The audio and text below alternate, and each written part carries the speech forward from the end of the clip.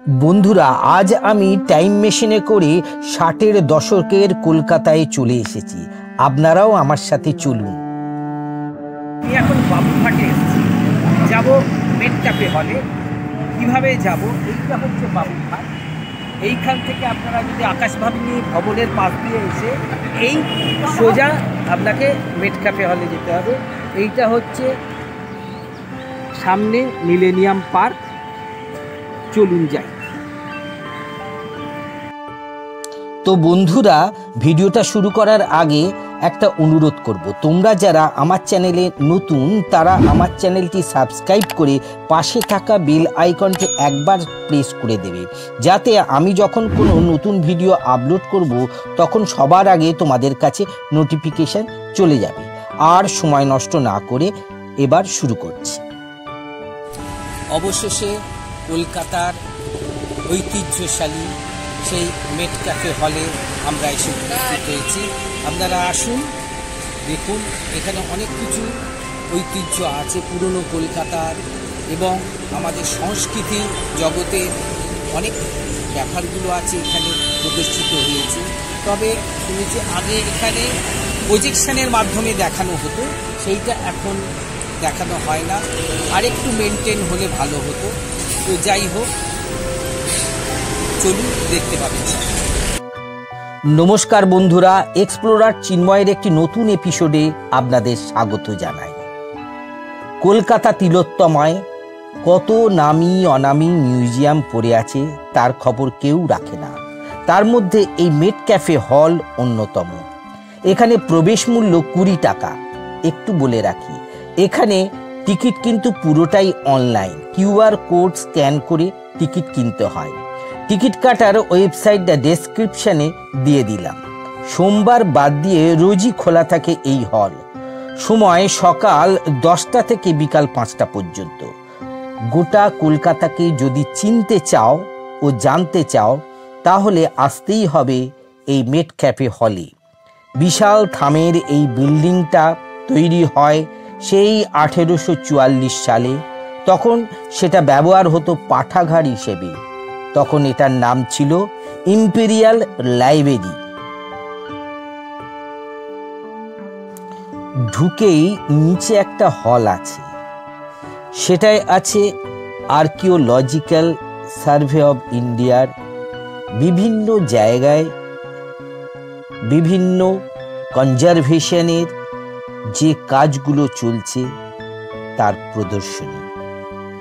বিভিন্ন ঐতিহাসিক জায়গা যেখানে এএসআই রক্ষণাবেক্ষণ করছে তার ছবি, যার মধ্যে আছে মন্দির, মসজিদ, হেরিটেজ বিল্ডিং।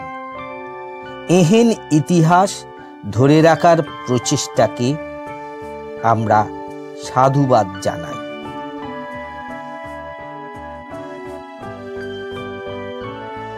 চলে এলাম পাশের একটি হলে।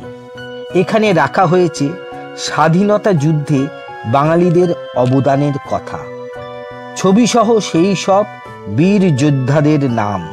ক্ষুদিরাম বসু থেকে মাতঙ্গিনী হাজরা সবাই আছেন এই বলিদান ঘরে। সিঁড়ি দিয়ে ওঠার আগে চোখে পড়ল একটা হাতে টানা রিক্সা। তাতে ভরে আছে ছোট ছোট চিরকুটে কিছু লেখা। তোমরা ইচ্ছা করলে কিছু লিখে রেখে আসতে পারো। ওপরে ওঠার সিঁড়িটা ভীষণই সুন্দর, যেন চলন্ত আর্ট গ্যালারি। আছে পুরনো কলকাতার দুষ্প্রাপ্য সব ছবি, সাথে বাংলার যুগান্তকারী ছায়াছবি আর নাটকের পোস্টার্স। অসম্ভব একটা ভালো অনুভূতি পাবে এই সিঁড়ি দিয়ে উঠে আসলে।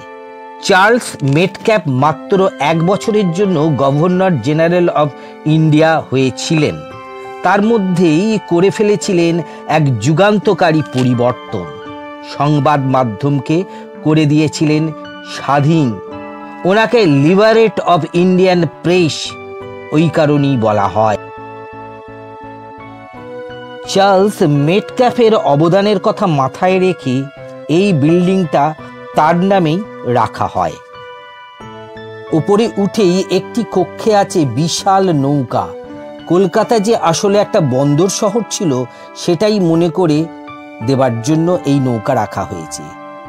আর দেওয়ালে আছে বিভিন্ন বিখ্যাত শিল্পীদের হাতে আঁকা কলকাতার ছবি।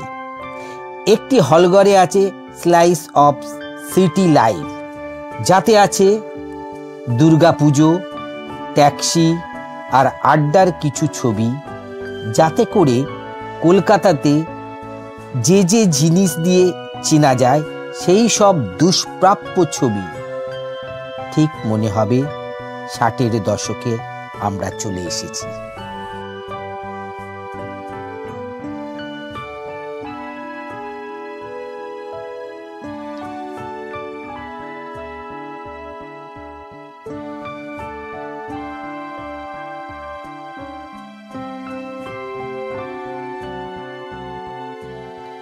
দুর্গাপুজো যে কলকাতার অবিচ্ছেদ্য অঙ্গ, সেটাই দেখানো হয়েছে এখানে।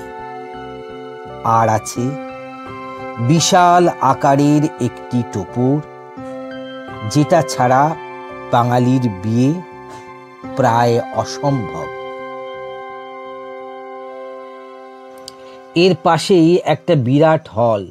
এখানে আছে একটা পুরনো টাইপরাইটার, যা দিয়ে বেরিয়েছে অসামান্য কিছু লেখনী। আছে একটা ছোট্ট বায়োস্কোপ, যা দিয়ে দেখা হতো সিনেমা, নাটকের সব মুহূর্ত। ঠিক মনে হবে আমরা টাইম মেশিনে করে সেই সময়ে চলে এসেছি। আর রয়েছে একটা সাবেক কালের 60-এর দশকের গ্রামোফোন রেকর্ড। এটাই ছিল সাবেক কালে গান শোনাবার যন্ত্র। আজকাল হয়তো এই রকম যন্ত্র পুরনো বাড়িগুলোতে খুঁজলে পাওয়া যাবে। বিশাল বড় হলঘরগুলো আর তার উপরের কড়িকাঠগুলো যেন কলকাতার ঐতিহ্যকে ধরে রেখেছে। বেশ ভালোই লাগলো। কোথা দিয়ে 2 ঘন্টা কেটে গেল। কেমন লাগলো বন্ধুরা আমার এই ভিডিওটি? আমার মনে হচ্ছিল যেন টাইম মেশিনে করে আমি সাবেককালে কিছুক্ষণ চলে গিয়েছিলাম। ভালো লাগলে ভিডিওটি একটা লাইক, কমেন্ট আর বন্ধুদের সাথে শেয়ার করে দেবে একটু। আর আমার নতুন বন্ধুদের বলছি, সাবস্ক্রাইব করে পাশে থেকো একটু, আর বেল আইকনটি একবার প্রেস করে দেবে।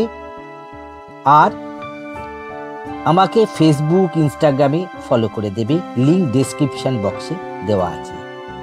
ভিডিওটি সম্পূর্ণ দেখার জন্য সবাইকে অনেক ধন্যবাদ জানাই।